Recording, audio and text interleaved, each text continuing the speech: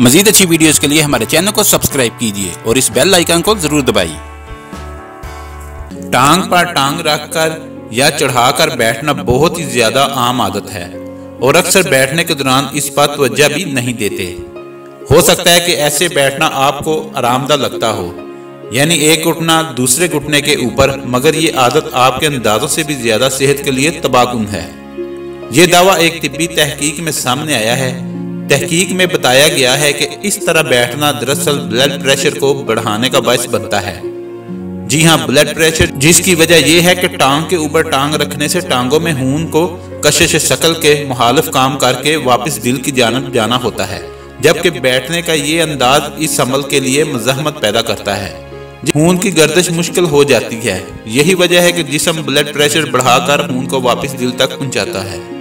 आपको इसके फौरी असरात का एहसास तो नहीं होगा, ताहम अगर आपके दिन का ज्यादा वक्त बैठकर गुजरता है तो ये जरूरी है कि आप इस पर तवज्जो दें कि आप टांगों को कितनी देर तक एक दूसरे पर रखते हैं। किसी भी सूरत 15 मिनट से ज्यादा इस अंदाज में ना बैठें। हर घंटे में चहलकदमी को यकीनी बनाएं। ये आदत गर्दन और कमर दर्द का भी बायस बनती है, क्योंकि हमारा जिस्म इस वक्त ज्यादा मुतवाजन होता है जब पैर फर्श पर हों। ताहम दफातर में इस तरह पूरा दिन बैठना कोई आसान काम नहीं। जब आप टांग पर टांग चढ़ाते हैं तो कोखले एक ट्विस्ट पोजीशन में आ जाते हैं, जिसके नतीजे में हड्डी मुड़ जाती है, जो कि गर्दन और रीढ़ की हड्डी को सपोर्ट दे रही होती है, जिसके नतीजे में इन हिस्सों पर दबाव बढ़ जाता है।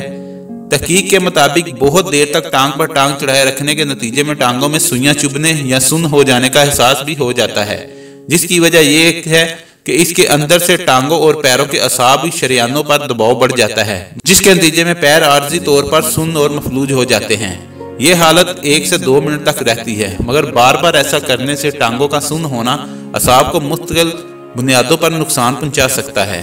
तो अगली बार बैठने के बाद कोशिश करें कि आपके दोनों पैर फर्श पर हों, जो कि तवील मियाद बुनियादों पर सेहत के लिए फायदेमंद होंगे। अगर आपको हमारी वीडियो अच्छी लगी है तो इसको लाइक और शेयर करें और हमारे चैनल को सब्सक्राइब करना ना भूलिए। शुक्रिया।